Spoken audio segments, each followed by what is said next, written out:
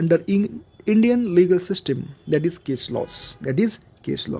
अभी समझो, नाम में दिया है केस लॉ, मतलब कोई तो केस हुई थी पहले, उसके बेसिस पे लॉ, केस के बेसिस पे लॉ। समझो, केस लॉ जिनको आप जुडिशियल डिसीजंस भी कह सकते हैं, जुडिशियल डिसीजंस क्यों कह सकते हैं आपको मैं नीचे डिस्क्राइब करूंगा, बट एट दिस मोमेंट आपको सिर्फ नाम याद रखना है, जुडिशियल डिसीजंस। अभी समझो, case laws are not a statute law, मतलब पार्लियामेंट में ये लॉ बना नहीं है, ये लॉ ना कोई पार्लियामेंट में बना है, ना कि प्रेसिडेंट ने इसको एसेट किया है, कुछ भी नहीं। So it is not a statute law. अभी समझो, केस लॉ क्यों आए हैं। आपने स्टैट्यूट लॉ पढ़े, आपको लग रहा होगा कि सारे लॉ स्टैट्यूट होने चाहिए, बट केस लॉ क्यों होते हैं, क्योंकि हर चीज़ में कोई ना कोई तो कमी रह सकती है, या फिर ऐसे सर्कमस्टांसेस आ जाते हैं जिसमें आपको केस लॉ यूज़ करने पड़ते हैं। अभी समझो क्यों। Certain instances no law and procedure that is to be followed.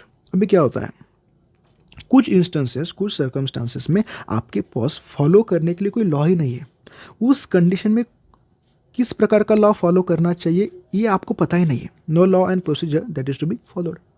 Such case arise, अगर ऐसी कोई केस आती है तो उस केस में केस लॉ यूज़ किया जाता है, उस केस में केस लॉ यूज़ किया जाता है। अभी समझो, ऐसी कोई केस आई है जिस केस के बारे में आपके पास कोई लॉ ही नहीं है, तो ऐसा हुआ पहले, such circumstances the supreme court delivers a judgment, उस केस में सुप्रीम कोर्ट जजमेंट देगा, deliver judgment and provide certain guidelines to deal with similar cases until statute law is pass by parliament. Supreme court deliver करेगा judgment और बोलेगा कि अगर ऐसी कोई स्टेट बाद में ऐसे कोई सिमिलर केस आती है तो उसमें आपको एक गाइडलाइंस जो सुप्रीम कोर्ट ने दिए हुए उनको फॉलो करना है।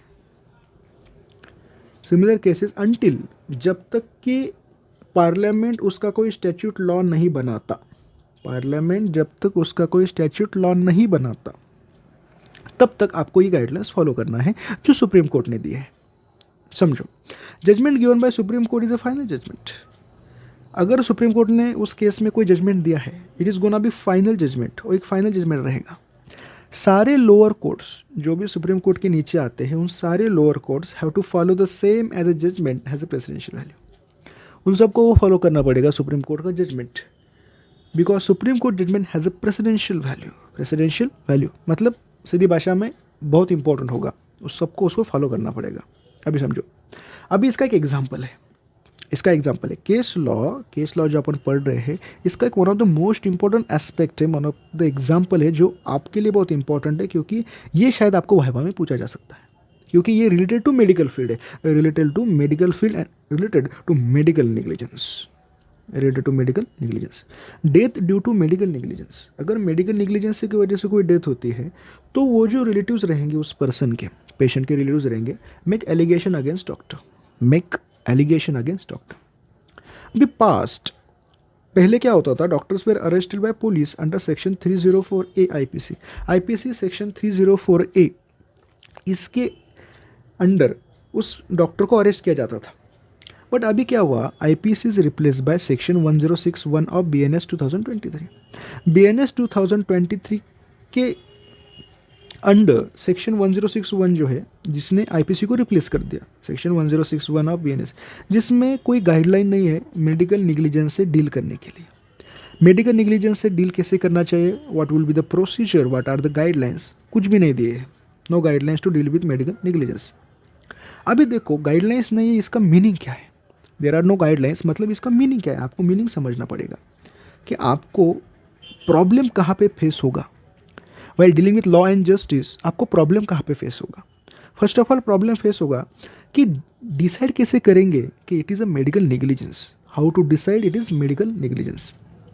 Second, formation of expert committee of medical people for providing appropriate opinion.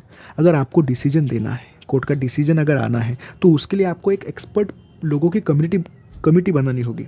Formation of expert committee of medical people for providing appropriate opinion. आपको ओपिनियन अगर प्रोवाइड करना है तो लोगों की कमिटी बनानी पड़ेगी, बट कमिटी कैसे बनाना है इसके लिए कोई गाइडलाइन ही नहीं है, इसके लिए कोई गाइडलाइन ही नहीं है। तो in this cases there are no guidelines, so here supreme court of India had issue guidelines in 2 cases. तो ऐसे केसेस सुप्रीम कोर्ट के आगे आए और सुप्रीम कोर्ट ने उसमें डिसीजन दिया।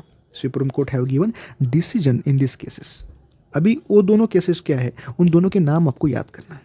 उन दोनों के नाम है, first of all Martin F D'Souza versus Mohammed Ishfaq, Martin F D'Souza versus Mohammed Ishfaq. Second, Jacob Mathew versus state of Punjab. Jacob Mathew versus state of Punjab. ये दोनों केसेस है जिस केसेस में supreme court of India have given guidelines. Supreme court have issued guidelines by in this two cases. तो ये जो guideline दिए हैं सुप्रीम कोर्ट ने, उस बेसिस पे अभी मेडिकल निग्लिजेंस को डील किया जाएगा. डॉक्टर दोषी है, डॉक्टर दोषी नहीं है, उसमें देखा जाएगा. Now become case law. ये जो गाइडलाइंस उन्होंने दिए हैं, now this guidelines have become case law in case of medical negligence. In the case of medical negligence. Okay, thank you.